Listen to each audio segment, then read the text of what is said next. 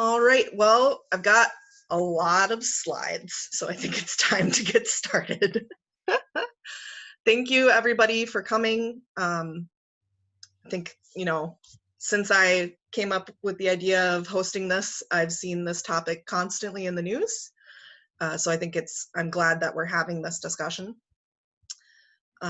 Just a little shout out to the picture that I'm sharing right now is what was painted by activists in Madison on our own streets. All right. So, whoops, I gotta move all y'alls. How do I make you smaller? There we go. So I'd like to start with, well, first I should say, can people hear me? Is everything going well? Can you hear me? Oh yeah, okay, people are giving thumbs up. Okay, didn't want to get way into this and not be heard. All right, so starting with the land acknowledgement, this is the land acknowledgement that our young adults gave us at Thanksgiving. Humans have called this place home for 12,000 years and counting. Today, the land that we are gathered on is the ancestral land of the Ho-Chunk Nation, the people of the Big Voice, who have called this place Tijop, for time immemorial. Over the course of several centuries, European colonizers stole this land and murdered many Ho-Chunk people and people of other tribal nations. The Ho-Chunk people are still here and active in Wisconsin, and we have a collective responsibility to be in solidarity with them and promote Indigenous sovereignty. We acknowledge that the church has played a large role as an imperial and genocidal force throughout the Americas, and that Christianity was and continues to be used as a mechanism for colonialization throughout the world. We recognize the continued struggles of Indigenous people throughout the world as they fight against colonialism for human rights and sovereignty. As we commit to walking with our Indigenous neighbors, we commit ourselves to seek justice through challenging the beliefs and systems of domination. We embrace God's call to renounce this ongoing violence. So thank you again to our young adults for creating that. And I got a little ahead of myself. So we're going to start today with this presentation. It's going to take about half of our time, and then we're going to split into small groups like we normally would at a forum in our little tables to discuss everything. So I'm not going to have a time for like question and answers. So if you have questions and thoughts, I encourage you jot those down to talk among your tables. And certainly I'm happy to talk with people after too. All right. So the purpose of this presentation, why are we doing this? So I had the idea for doing this presentation actually probably a year or two ago, but I was a little too scared to do it. And one of the main reasons I wanted to was to organize my thoughts around the topic in a way, you're sort of forced to with a presentation. The other thing is that I'm not hoping to convince anybody. I don't want you to come out of this. My goal isn't for you to come out of this thinking exactly the way that I think. My goal is for, oh, we got somebody unmuted. I was just saying, too late. Oh, too late. I've already been convinced. Okay. Thanks, Jake. But my hope is that everybody, like, if this is a new topic to you, if this is something you haven't seen before, I just hope that you will understand why people have this belief and this call. All right. So some further introduction. I'm not an expert, I'm not a social scientist who's been studying the police or anything like that. I'm not here to tell you that every police officer is bad. I view individual police officers the same way that I view individual veterans. I believe that there are systems at play, and I wouldn't make the same decision they made, but I'm not here to judge them.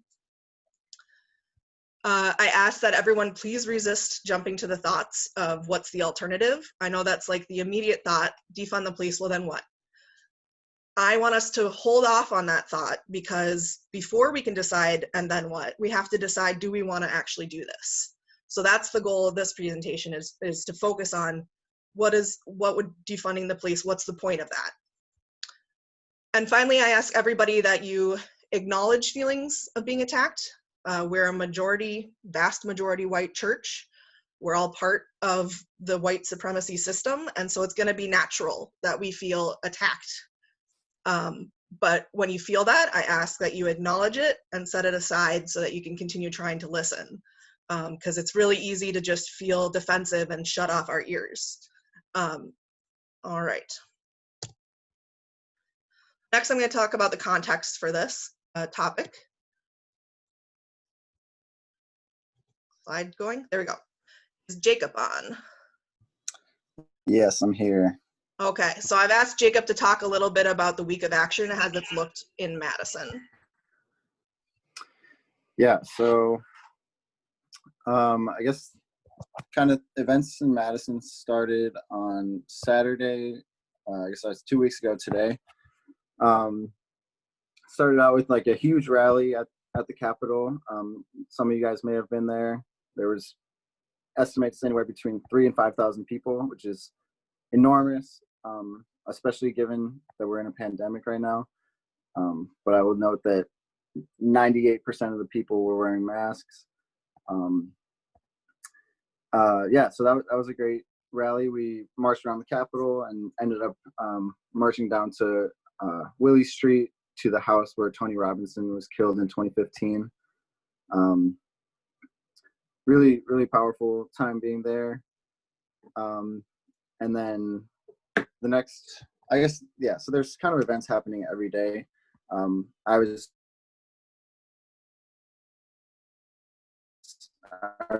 there the next day on Sunday, or Saturday night, you guys may have heard on the news, was when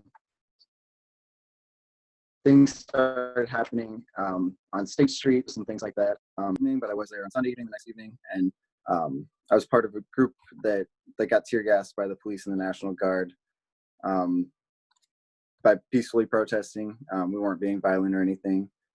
And that was a really young group of people led by young Black people. So that was quite an experience. I won't go too much into that, but it was pretty crazy. Monday was the so I guess I'll start talking about the official week of action, which is being led by basically by two groups in Madison, Freedom Inc. and Urban Triage, two Black organizations, and so they were leading the events throughout the week. Kind of, they were leading them, but they were kind of under the overall Movement for Black Lives, which is a national organization. So kind of in coordination with a lot of groups around the country. So it started out on Monday with a press conference at the city county building. So they gave a press conference to some news channels that were there, and really clearly laid out their demands for what they wanted. So I'll just kind of go into that right now. Basically, three demands that they're asking for. Number one is defund the police and invest in community services, housing, healthcare, things like that. Number two, free them all, meaning free all Black people that are in Dane County Jail. I believe there's over 300 to 400 Black people in jail right now in Dane County, which is insanely disproportionate to their population. I think Black people make up about 5 or 6% of Dane County or Madison population, but they're over 50% of the jail. And we know that a lot of people are being held in jail simply because they can't pay bail, which is just terrible in and of itself, but especially given the pandemic, it makes people really susceptible to getting COVID-19. And the third demand is community control of the police, which looks like a few different things, but basically giving the community power to make decisions over hiring and firing and different things like that. Just giving them power to say what the police can and can't do, and things like that. So they laid out their demands, and these are kind of the demands that the whole week was centered around, just like making the demands known to the community and the legislators. And so after they gave those demands, we marched around to John Nolan and shut down the intersection of John Nolan and North Shore Drive. Pretty busy intersection. Shut that down kind of during rush hour.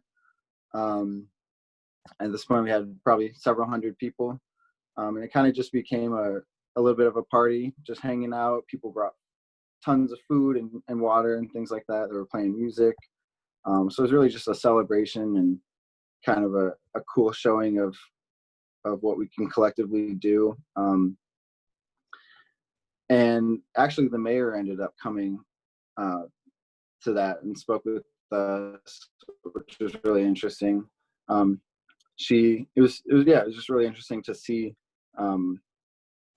It was a very raw experience. Her listening to people speak about how they feel about the police in Madison, their experiences, and then kind of her having a chance to talk about what she was planning on doing.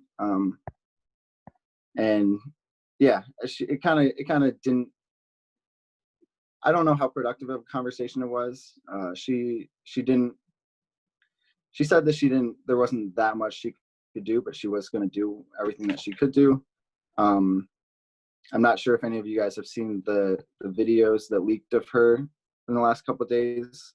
There was a video that she sent to the police department, and it basically refuted everything that she said to us. She was extremely empathetic to the police and basically lost all the trust, any trust that she had with the movement.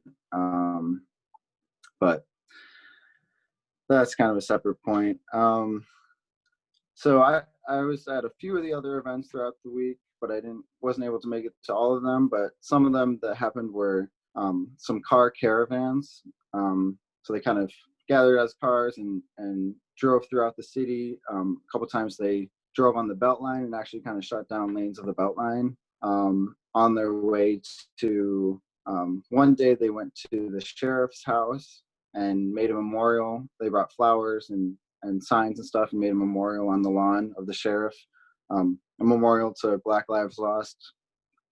Another day they caravanned to Gloria Reyes' house, who's the president of the school board, demanding that she ends the contract with Madison Police Department in MMSD schools, which she's been very resistant to over the last couple of years. But it looks like some of that pressure might be paying off, and fingers crossed that she'll do the right thing. And one of the other events that they did was a Facebook Live discussion where they kind of did political education. So they had several different leaders from the organizations talking and kind of just doing a little roundtable discussion where they talked about what it means to defund the police.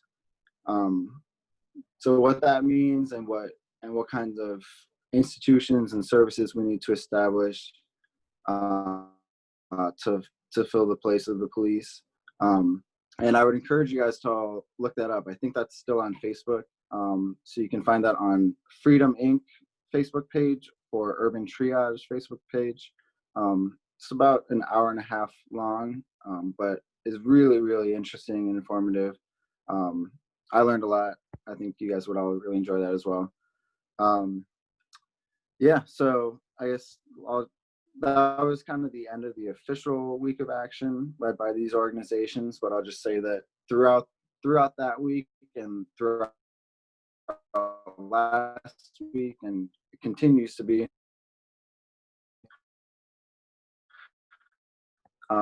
basically every night there's groups of primarily youth-led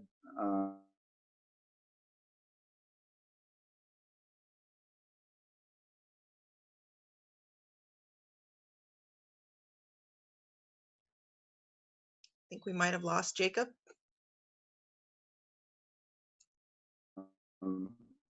Groups leading marches and protests.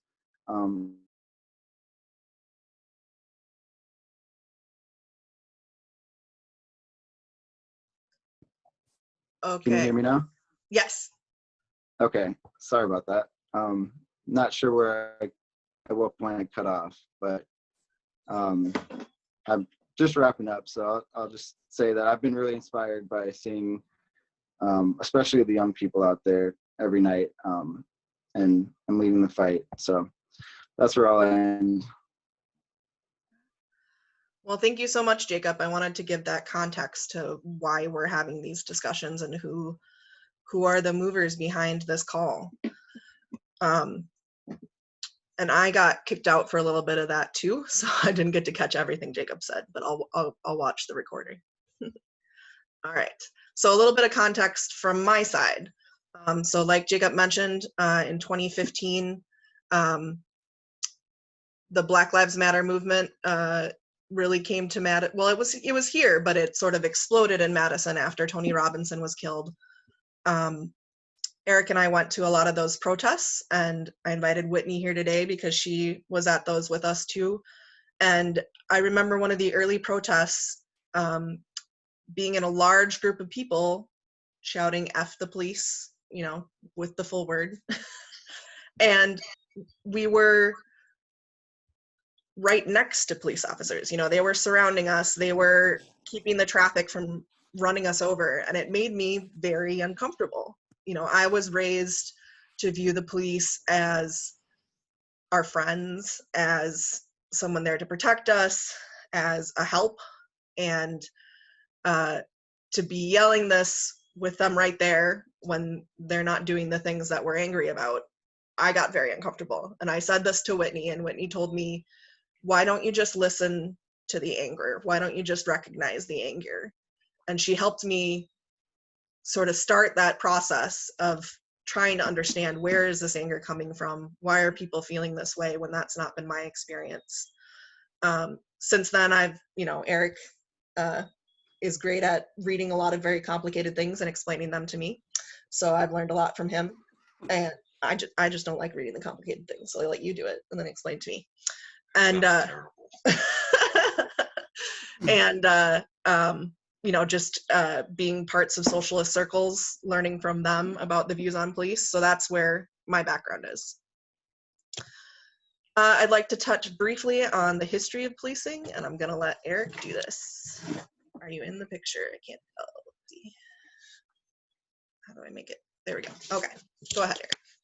Okay, a lot of what follows comes from the book The End of Policing by a Brooklyn College sociologist named Alex Vitale or Vitale. In his history of policing, he specifically singles out slave patrols, labor, particularly Pennsylvania miners, mining labor wars, and the Texas Rangers as three examples of the unsavory origins of police in this country. He specifically discusses the Charleston, South Carolina Police Department as an early urban police department that was formed specifically to surveil and control the slave population as they moved about through the city, going from building to building or running errands for their masters, making sure they had the appropriate paperwork, and using force and violence against them if necessary to keep them in line. The boundary being that since they were someone else's property, they had to be, the amount of violence that could be used against them had to be restrained for those reasons only. As for the Pennsylvania miners, it's either 1903 or 05, the first ever state police department was founded there because the coal and iron companies got tired of footing the bill to hire strike breakers. It was too costly. Local law enforcement was more likely often to side with the workers than with the bosses, since they all came from the same towns. So having a state police took care of that problem. And that's the first state police department in US history. And as for the Texas Rangers, they were founded largely to help white landowners ethnically cleanse Mexican Americans from their land. And I guess that covers it. Thank you. In a nutshell. All right. So now let's talk about the function of our police today. And so common point of people who are calling to defund the police is that the police are really there to protect property over people. So an example given by M. Adams during the roundtable that Jacob mentioned, she mentioned, think about a homeless person on State Street. They have nowhere to use the restroom, no businesses will let them inside, so they're peeing on the sidewalk. What happens? The police get called, the police come, they might ticket that person, they definitely move them out of that space. What they don't do is provide a place for that person to safely use the restroom. They don't provide housing for that person so that they're no longer homeless. So what are the police doing in this instance? They're protecting that piece of concrete. They're not protecting any people, they're protecting that piece of concrete. Another function of the police is to enact authorized state violence. I know as Mennonites, we are nonviolent, we're for nonviolence, and the very function of the police is authorized state violence. So what do we think about that? Another thing that they do is they are there to preserve order. The problem is our order and our status quo is one of inequality. Again, Alex Vitale says, we should understand policing as the most coercive form of state power. And the reason is that policing has historically and inherently been at the root of reproducing fundamental inequalities of race, class, and immigration status. Other function is to enforce laws. I put some because they sort of get to pick and choose which laws they're enforcing often. But let's look at those laws that they're enforcing. Our society has constructed laws in order to help to keep those who are in power in power. So some examples of this are theft versus wage theft. So if you are working at a restaurant and you steal $20 from the cash register and you get caught, the owner can call the police. You can get the consequences that go with that. However, if that owner doesn't pay you for overtime or just simply doesn't pay you, you can't call the police. Or you can, but they're going to say, take it up with the courts. So why, and if you look at the statistics, there's far more wage theft than there is what we traditionally think of as theft. The largest amount of theft in our nation is wage theft. And yet it's not something the police get involved in. Another example is that if you poison one person and they die, it's murder. You go to jail, the police come and get you, you go to jail. However, if you poison a whole city like Flint, Michigan, you can't call the police for that. So what are these laws that they're enforcing? And just another reminder that legal does not equal moral and illegal does not equal immoral. And so they're enforcing something that we, I think, as Mennonites agree is often immoral. Another way to look at the function of the police is to look at which side of history they've been on. Just a little content warning, I'm going to be showing some pictures now. None of them are gory, but they are violent. So while looking at these pictures, just look at which side are the police on? Are they with those who are fighting for justice, with those who are fighting to end discrimination, with those who are fighting for their lives, or are they with those in power? So Eric already mentioned striking in the labor movement.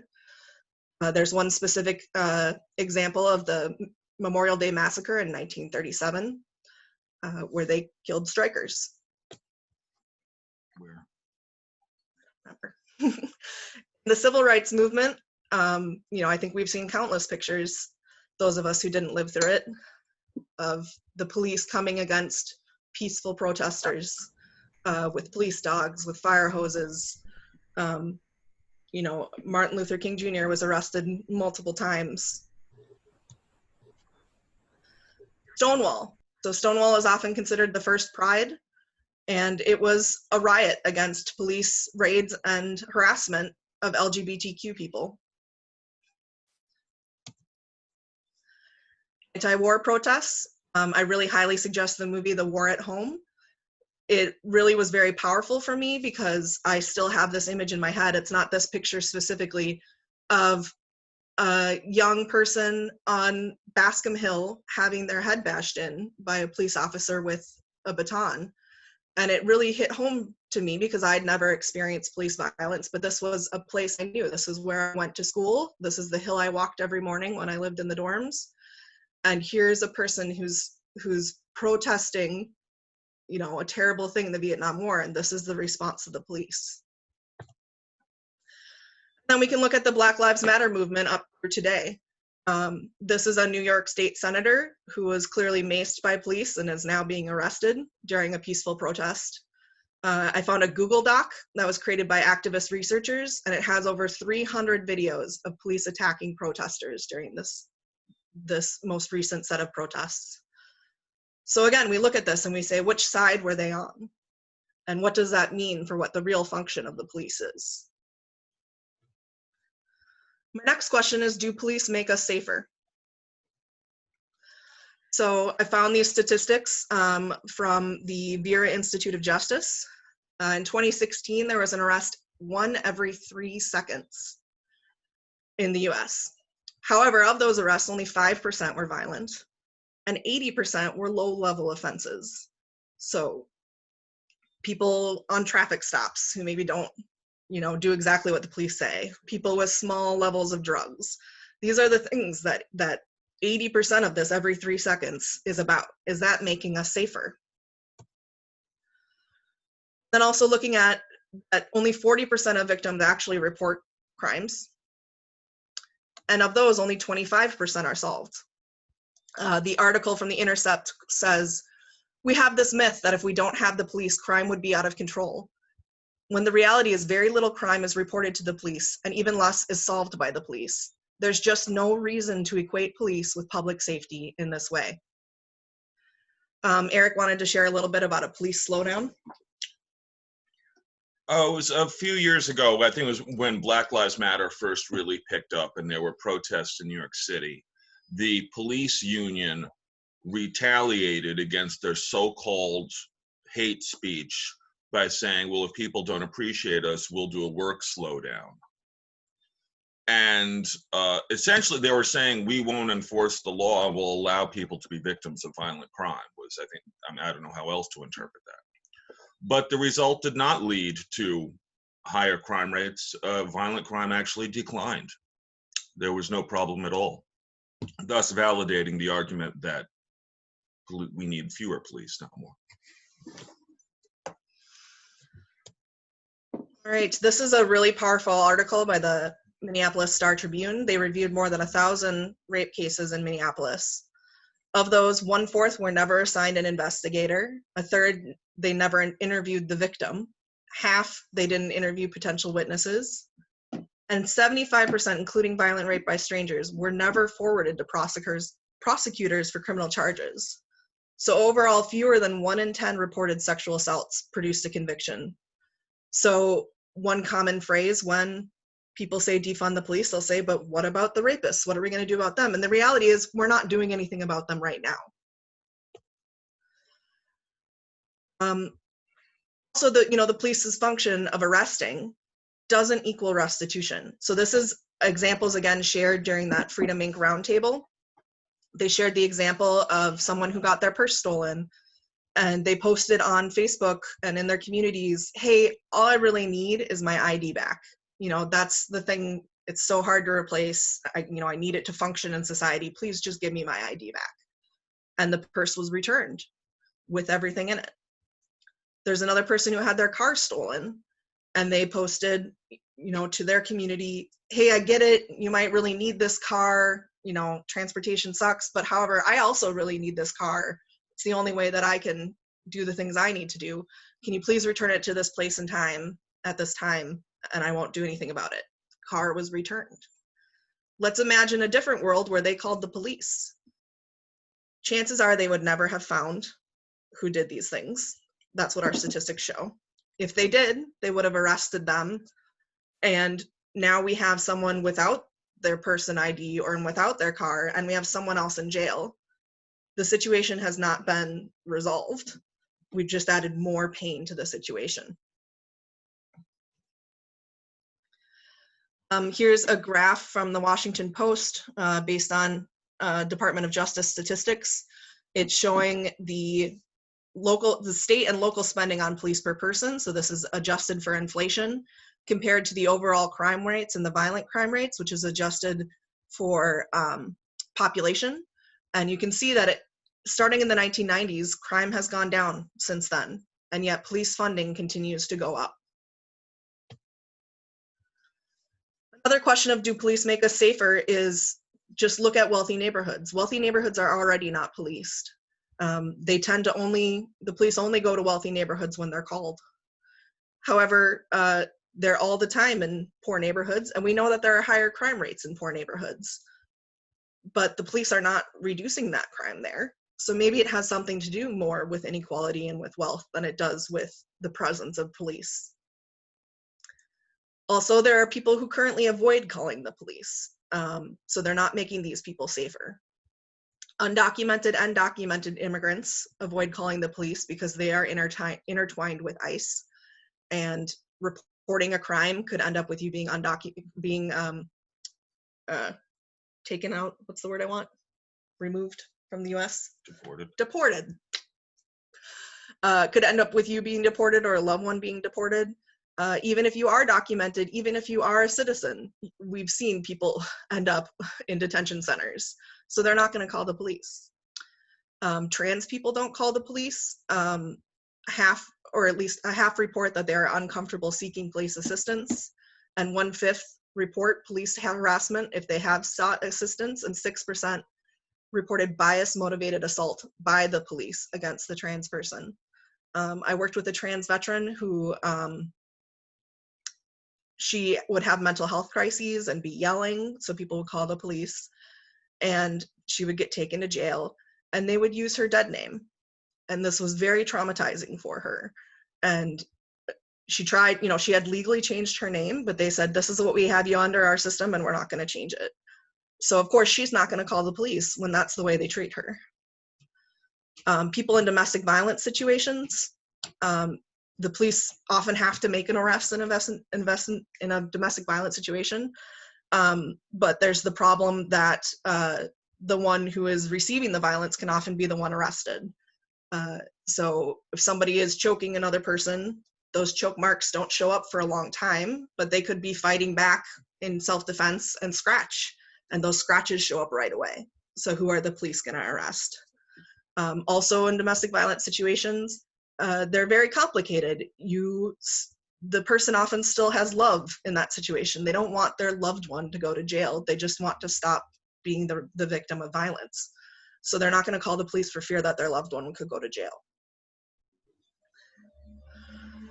I wanted to ask Lana now to talk a little bit about police in schools. And let's see. Yeah. You there? Yep. I'm here. Okay. Yeah, all good on sound? Yeah. Yeah, so I am a school social worker by background, and I worked at La Follette High School for about 14 years. And so I'm speaking now from my own perspective and experience. I certainly don't represent every school social worker or every school employee, but just want to share a little bit of my experience and perspective from my work in Madison schools. When I was at La Follette High School, over the course of that time, I worked with, I think, 5 different police liaison officers, or EROs, educational resource officers, we called them at the time.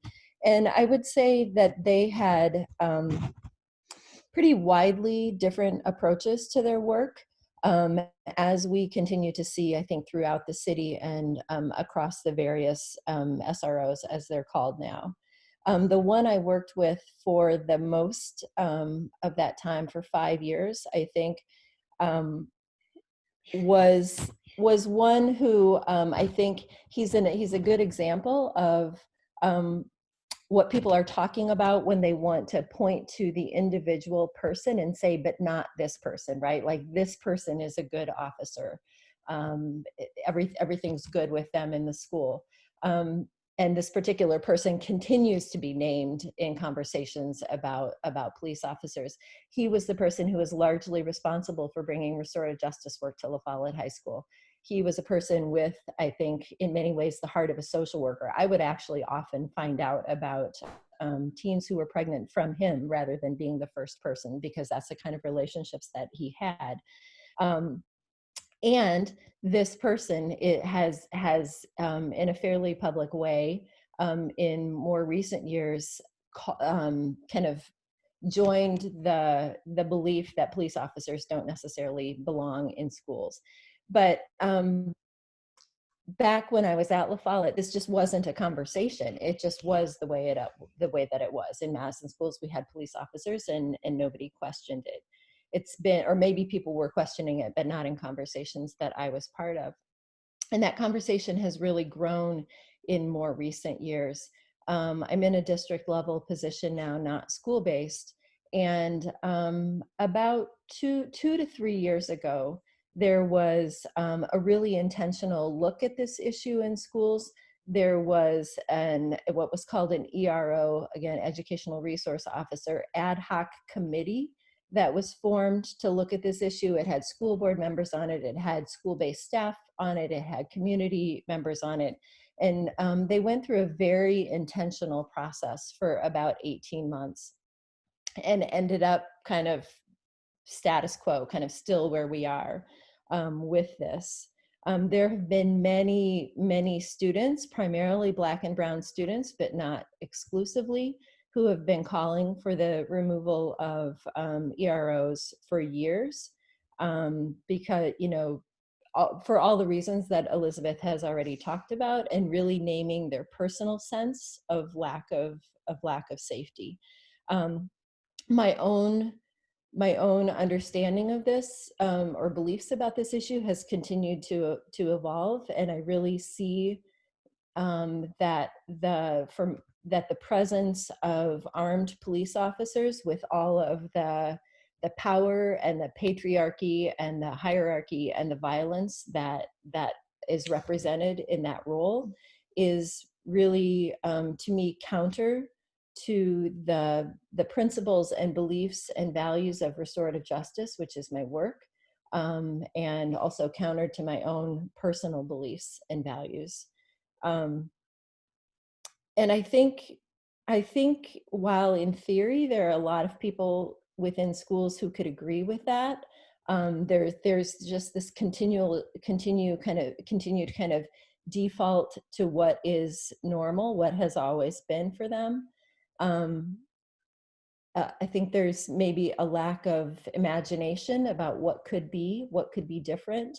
And it's also based in fear, although people wouldn't necessarily name it in that way. But just as Elizabeth was just talking about police presence in white neighborhoods versus police presence in neighborhoods primarily of people of color, the same is true in schools. There tends to be a much stronger police presence in schools where there are more Black and brown students in those schools. And I think that is another example of the policing of Black bodies that has happened over centuries in our country. I think, there are a number of arguments for the need for police in schools. One of them that I find troubling, almost humorous in a way, is that this is an opportunity or a forum for police to develop relationships with youth, maybe to heal some of the harm that has happened, or the perception or beliefs about who police officers are. Like, here we are, we can be all together in the same space, and it's an opportunity to move through some of that. And my own belief on that is that, to the extent that that's true, that there's harm that needs to be healed, police officers have some work to do on their own about that, and that work does not belong in schools. Like, they need to take care of that, and they need to do that in a different place, not in a place that is dedicated to the education and growth and well-being of youth. I think there's a lot of research that shows that police officers in schools do not make schools more safe, and that it their presence directly contributes to the school to prison pipeline. Another, I think, argument that I've heard for keeping police officers in schools is that when there aren't school-based police officers and school staff still feel the need, a situation happens and they think that an officer is needed, that they will then call in from the community an officer who doesn't have relationships with youth, who doesn't maybe understand adolescent development and behavior in the same way, and things can have a different outcome. And I think that that is actually something that really needs attention, because I've seen that happen a lot. When, even when for a day or two, when the school-based officer is gone and that kind of dynamic happens, or if the school-based officer is gone for a number of months on a leave and somebody else is in there who doesn't have that kind of things can look really different. So that's something that I believe needs some attention. You may be aware, but just as Jacob said earlier, Gloria Reyes, the school board president, who herself is a former police officer, has for a long time she has supported the continued presence of police in schools, and has just in the last 5 or 6 days, come out shifting her position on that. The MTI, Madison Teachers Union, has also shifted its position in the last week or two on this, and is calling for a move toward the removal of officers, with the caveat that that doesn't happen until there is more adequate and appropriate levels of social emotional support, other kinds of support for students in schools, increased counselors, social workers, school psychologists, that kind of thing. So I'm doing a lot of talking, and I want to stop here in just a minute, but so just to be clear that I have come to the place that even though I had a positive experience myself as a staff person with especially one particular police officer, I've come to believe that we need to have schools where police officers are not present on a daily basis. I want the removal of police officers. But I do just have one concern kind of that I want to share that I touched on a second ago. I think it's Michelle Alexander in The New Jim Crow, who talks about throughout our history in this country, where we've abolished one system of oppression, we've abolished a system of oppression, and it has always been replaced by another system of oppression. So there was slavery, then there was things related to sharecropping and to Jim Crow and lots of other pieces to that. And then we have the civil rights movement, and then there's mass incarceration. I'm not stating this very articulately, but one system of oppression has always been followed by another system of oppression. And Bettina Love, who wrote a book that is being studied pretty widely in MMSD right now about abolitionist teaching, also talks about when you abolish an oppressive system, it has to be replaced with something else, something better, right? Or else that same dynamic will happen. It will be followed by another system of oppression. So I do worry that, or let me try to state this positively. I want police officers away from schools, not in schools. And I think that we need to be very thoughtful and very intentional about how we do that. Because I fear that if we just all of a sudden say, okay, they're gone, that the things that contribute to the perceived need for officers in schools, which have to do with beliefs and values and mindset, has to do with the way racism gets lived out in schools. It has to do with needs. It has to do with a lot of things. If we don't address those things and just send police officers away, I fear that will be replaced by another system of oppression. So I think we need to be really thoughtful and careful about how we do that. And I'll stop with that. Thank you so much, Lana. I really appreciate your perspective from your experience. I'm going to jump through militarization of the police because I think we're all probably in agreement that this is a bad thing. Some quick facts, SWAT teams were created to deal with emergency situations. However, now most of what they do is search warrants related to drugs. And 500 law enforcement agencies have mine-resistant ambush-protected vehicles. Imagine that in Madison, a mine-resistant ambush-protected vehicle. This is all part of the Department of Defense 1033 program that gives military equipment to police, local police for free. However, it requires they use it. If they don't use it, they have to return it. So of course they're going to use it. This has transferred $4.3 billion worth of property, and of that, 36% was new. So we're having our military industrial complex create equipment specifically for the police. So this is the big question: why not reform? Why not get rid of the bad apples? All of that. And this is where I encourage you to read The End of Policing, because that is the purpose of the book, is to show why not reform. Here's a quote from Dallas Police Chief David Brown. "Every societal failure, we put it off on the cops to solve. Not enough mental health funding? Let the cops handle it. Not enough drug addiction funding? Let's give it to the cops.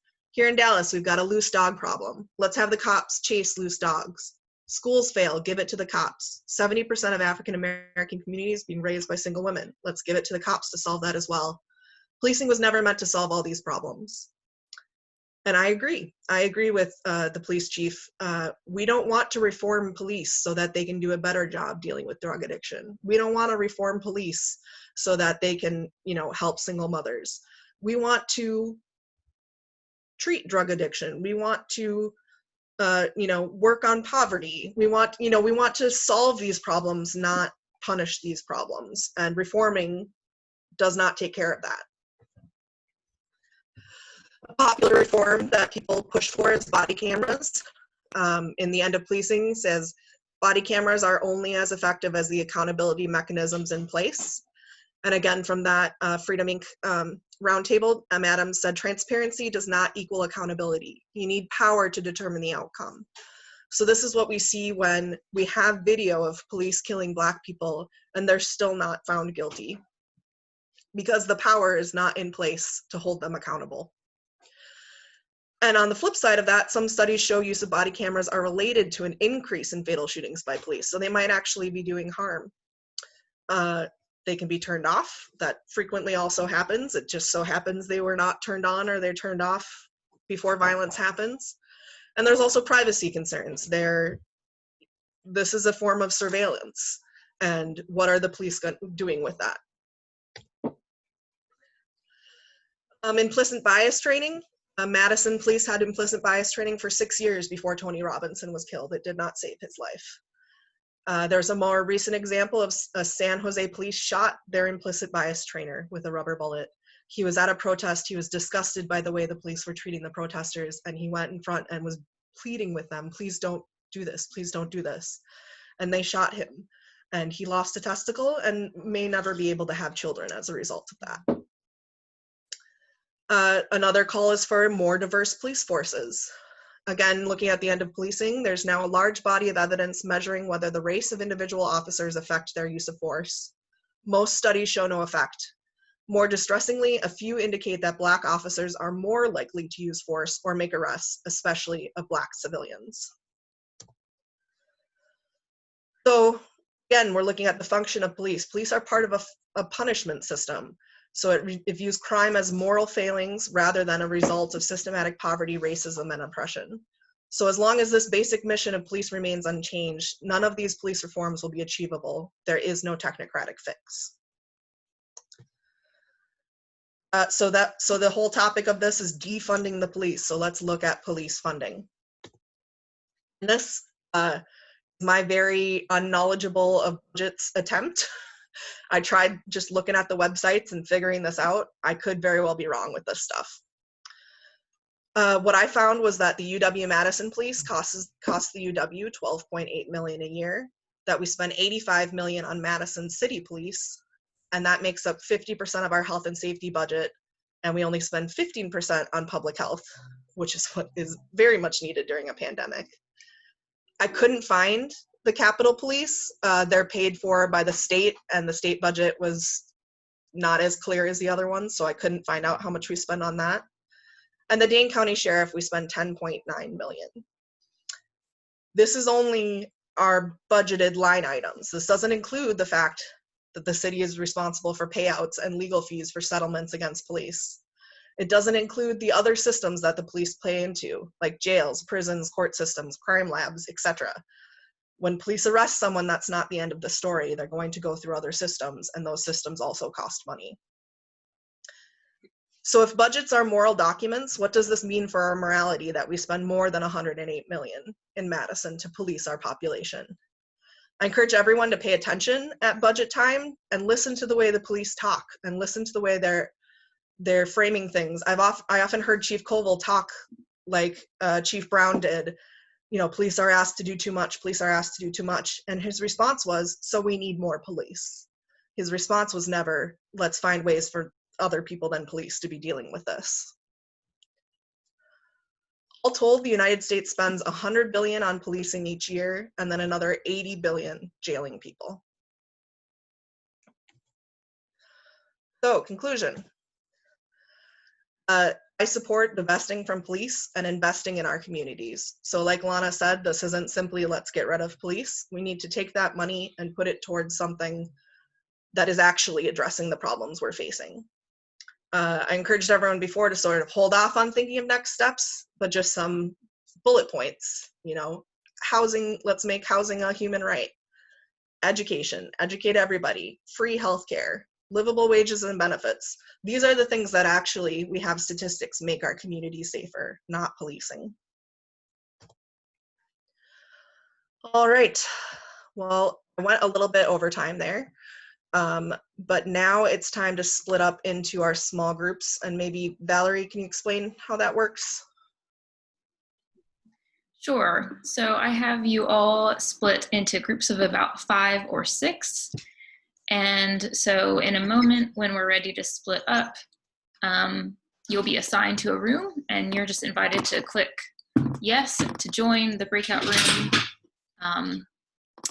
And Elizabeth, you can say what you're hoping for in that time, though. But just technically speaking, just accept the invitation to go into a breakout room when I give it. Mm-hmm. So I emailed out the sort of instructions for the table discussions. You know, it's basically, you know, you're going to want a facilitator to make sure that everyone gets a chance to speak. You're going to want a recorder. We don't have time for us to all come back like we normally would at a forum and share with everyone what we talked about in our small groups. So instead, I'm asking that the recorder send me the notes, and I'll compile them all to be shared with everyone. And then I also sent out the slides and my list of sources.